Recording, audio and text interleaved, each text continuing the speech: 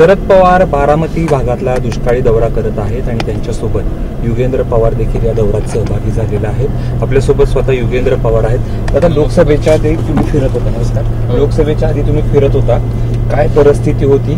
आता तुम्ही दुष्काळी भागाचा दौरा करताय, अनेक ठिकाणी पावसाची देखील परिस्थिती, पण या भागातल्या पाण्याच्या परिस्थिती काय लोकसभेला फिरत असताना इथं खूप मोठ्या प्रमाणात दुष्काळ आम्हाला बघायला मिळाला. गेल्या वर्षी पाऊस अजिबात झाल्या न मुळे इथले सगळे विहिरी असतील, तलाव असतील, सगळे सुकून गेलेले, पाणी अजिबात नव्हतं. आणि तेव्हा पण आपण दौरे केले, आता पण आपण दौरा घेतलाय करायला, आणि आता स्वतः साहेब आलेत आणि ते सगळं म्हणजे काय चाललंय आणि स्वतः सगळं ते बघताय. तुम्ही आता दौरा करता आहात. शरद पवारांनी मागच्या गावामध्ये सांगितलं, ज्यावेळेस तुम्ही लोकसभेच्या वेळेस फिरत होता लोक बाहेर येत नव्हती, परंतु लोकांनी भरभरून मतदान दिला. असा अनुभव तुम्हाला देखील आला होता? असं दिसतंय, कारण जेव्हा आपण फिरत होतो तेव्हा खूप असं जरा एक दहशतीचं एक वातावरण होतं. लोक भ्यायचे बाहेर यायला. लोक आम्हाला सांगत होते तेव्हा पण की तुम्ही काळजी करू नका, आम्ही आहे साहेबांबरोबर. पण तिथं बाहेर यायला थोडं घाबरत होते. पण त्यांनी मतापेटीतून त्यांनी दाखवून दिलं की ते पुन्हा सोबत आहेत आणि साहेबांना चांगला त्यांनी तसा प्रतिसाद दिला. आता मात्र ती भीती थोडी कमी झाल्यासारखी अशी दिसतीये, कारण लोक मोठ्या प्रमाणात आता बाहेर यायला लागले आणि साहेबांना भेटायला, आम्हाला सगळ्यांना भेटायला ते येत आहेत. 2 दिवसापूर्वी कार्यकर्ते गेले शरद पवारांकडे गोविंद बागेमध्ये आणि त्यांनी सांगितलं की आम्हाला बारामतीचा दादा बदलायचा आहे. युगेंद्र पवारांना उमेदवारी देण्याची मागणी त्यांनी केली. काय की आता एकतर या विजयाच्या आनंदामध्ये कार्यकर्ते खूप उत्साहित असतील आणि ते स्वतःहून तिथं गेले. मला नंतर ते मीडियामध्ये समजलं की असं झालंय आणि कार्यकर्ते तिथं गेलेत. त्यांनी त्यांची मागणी केली असेल, त्यांनी त्यांची इच्छा व्यक्त केली असावी. त्यांना असं आपण थांबवू पण शकत नाही किंवा नंतर काय बोलू पण शकत नाही. शेवटी त्यांनी पण कष्ट घेतले, त्यांनी पण कामं केलीत आणि त्यांचा उत्साह बघता ते तिथं गेले असतील, साहेबांना भेटले असतील. युगेंद्र पवारांचं म्हणणं काय? कारण युगेंद्र पवार आम्ही आधी बघितले होते निवडणुकीच्या आधी ते फारसे बारामतीमध्ये ऍक्टिव्ह नव्हते, परंतु जशी निवडणुकीचा निकाल लागलाय तसे युगेंद्र पवार ऍक्टिव्ह झालेत. जनता दरबार घेत आहेत, दुष्काळी भागाचा दौरा करतायत, कार्यकर्त्यांमध्ये जात आहेत. त्यामुळं हा प्रश्न येणं स्वाभाविक आहे. नाही, मी 4 वर्षापासून बारामतीमध्ये आहे, काम करतोय. फक्त मीडियाच्या समोर मी कधी आलो नव्हतो. विद्या प्रतिष्ठान असेल, आपला कारखाना आहे, तेव्हा कुस्तीगीर संघाच्या जबाबदाऱ्या होते, अशा अनेक जबाबदाऱ्या माझ्यावर होते. सेंद्रिय शेतकऱ्यांना आपण मदत करत होतो मोर्फाच्या माध्यमातून. त्याच्यामुळे हे सगळी कामं आपली चालू होती, पण कधी मीडियाच्या समोर आलो नाही किंवा पक्ष कार्यालयात मी कधी गेलो नाही, कधी काही गरज पडली नाही. पण लोकसभेला तशी गरज वाटली, त्याच्यामुळे मी खरं तर जास्त इथं लक्ष घालायला लागलोय. तुम्ही लक्ष घालायला लागले, लेकिन शरद पवारांनी कार्यकर्त्यांना असं सांगितले की तुम्ही फक्त थोडंसं थांबा, आपण व्यवस्थित मार्ग करू, आमच्या डोक्यात काही गोष्टी आहेत. तर नेमकं तुमचं शरद पवारांशी बोलणं झालं असेल, काही तयारी वगैरे करायला सांगितली आहे का? नाही, अजिबात नाही, अजिबात काही बोलणं झालेलं नाही. जर शरद पवारांनी सांगितलं युगेंद्र पवारांना तर विधानसभा लढा, तर युगेंद्र पवार लढणार? आता जर तरचे गोष्टी झाले, ते जर झालं तर तेव्हा बघू. आता लोकसभेला सुनेत्रा पवारांचा पराभव झाला.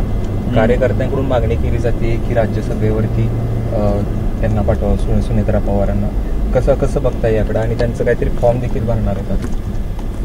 ते मला त्याबद्दल काही माहिती नाहीये. हा त्यांचा वैयक्तिक विषय आहे, पार्टीचा, आणि त्यांच्या पार्टीचा विषय आहे, ते ठरवतील. आता पुढची जी वाटचाल आहे ती कशी असणार आहे? तुम्ही दौरा करता आहात, बारामतीमधल्या कुठल्या गोष्टी आहेत की तुम्हाला बदलल्या पाहिजेत असं तुम्हाला वाटतंय?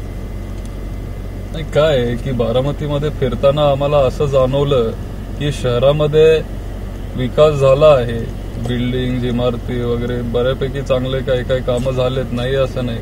पण शहराचा विकास करत असताना ग्रामीण भागाचा विकास पण होणं गरजेचं आहे. हे असं आम्हाला सगळ्यांना ते जाणवलं. दुष्काळ मोठ्या प्रमाणात होता. 30-35 गावांमध्ये प्यायला पाणी नव्हतं, म्हणजे चाऱ्यासाठी पाणी तिथं नव्हतं. खूप काही अडचणी तिथं येत होत्या. आतले काही इंटरनल रस्ते असतील ते तयार नव्हते. बऱ्याच गावांमध्ये चांगली स्कूल तिथं नाहीये, किंवा तिथं स्कूल जरी असली तरी तिथं शिक्षक त्या पद्धतीचे नव्हते. आणि जे काय आम्ही फिरताना आम्ही लोकांना सांगितलेलं की आम्ही करू ते आता आम्ही खरं तर करायला लागलो. तर दुसरा एक महत्वाचा प्रश्न विचारायचा आहे की ज्यावेळेस सुप्रिया सुळेंच्या विरोधात सुनेत्रा पवारांना उभं करण्याची भूमिका अजित पवारांनी मांडली, त्यावेळेस तुमच्या कुटुंबियाने सांगितलं इतक्या वर्ष ती तिची जागा आहे किंवा सुप्रिया सुळेंची जागा आहे, त्याच्या विरोधात वहिनींना उभं करू नका म्हणून तुम्ही वहिनींना उभं केलं दादांनी, त्यानंतर तुम्ही सुप्रिया सुळे यांची बाजू घेतली आणि त्या पद्धतीने प्रचार केला. विधानसभेला तुमची भूमिका काय आहे? नाही काय तेव्हा पण आमची भूमिका हीच होती की फॅमिली वर्सेस फॅमिली ते व्हायला नाही पाहिजे किंवा कुटुंबातलं कुणीतरी एका कुटुंबाच्या विरोधात उभं नाही राहिलं पाहिजे. आणि आज पण आमची भूमिका तीच आहे. पण आता जे काय झालं तुम्ही सगळ्यांनी बघितलंय, त्यामुळे त्याच्यावर काय बोलणार आता. म्हणजे आताही पवार विरुद्ध पवार व्हायला नको अशी तुमची भूमिका आहे? असं नाही व्हायला पाहिजे, कुटुंब एक राहिला पाहिजे अशी माझी भूमिका आहे. पण आता काय बघू काय होतंय पुढे जाऊन. आता दुसरा एक महत्वाचा प्रश्न की कुस्तीगीर संघाच्या अध्यक्षपदावरून तुम्हाला काढलं गेल्याची चर्चा आहे. या आतापर्यंत तुम्ही बघा 2 ते 3 दिवसापूर्वी तुम्ही म्हटलं होतात की अद्यापपर्यंत माझ्याकडे अधिकृत काही आलेलं नाही. तुमची आता भूमिका काय आहे किंवा आतापर्यंत काय आलंय का तुमच्या हातात? नाही एवढं आता परत काय अजून अधिकृत काय आलेलं नाहीये. पण काय कानावर येतं की काहीतरी ते पेपर गोळा करतायत आणि खूप काही काही त्यांच्या हालचाली चालू आहेत. पण आता नक्की काढता येतं नाही काढता येत काय सगळं बघावं लागेल. हे राजकीय रोषातून होते असं वाटतं? मला काहीच माहिती नाही. पण अचानक कसं काय, कारण मी स्वतःची स्तुती मी करणारा नाहीये. पण खरंच आम्ही खूप चांगलं काम केलं. तुम्ही सगळ्यांनी पण ते कव्हर केलं. 2-3 वर्षापासून आपण साहेबांच्या वाढदिवसासाठी मोठे मैदान आपण घेत आलोय. आंतरराष्ट्रीय लेवलचे पैलवान बारामतीमध्ये आपण आणतोय. पैलवानांना बारामती तालुक्याच्या आपण खूप प्रोत्साहन दिलं, त्यांना खूप आपण मदत केली. आत्ताच काल एक आपला पैलवान युरोपमध्ये जाऊन गोल्ड मेडल जिंकला बारामतीचा. आणि हरियाणावरून आपण एक चांगला कोच इथं आणला. भारतमधले म्हणून एक नीरा वागसचा एक चांगला पैलवान आहे बारामतीचा. बऱ्याच वर्षानंतर बारामतीला एक चांगला नामांकित पैलवान मिळाला. तो पण तिथं मुलांना शिकवत असतो, मार्गदर्शन करत असतो. आपण खूप काय काय तिथं केलं. आणि म्हणजे का असं म्हणजे अचानक का झालं की लोकसभेचा निकाल लागल्यावर काय मला ते कळलं नाही. केलेल्या कामाचं फलित म्हणायचं काय?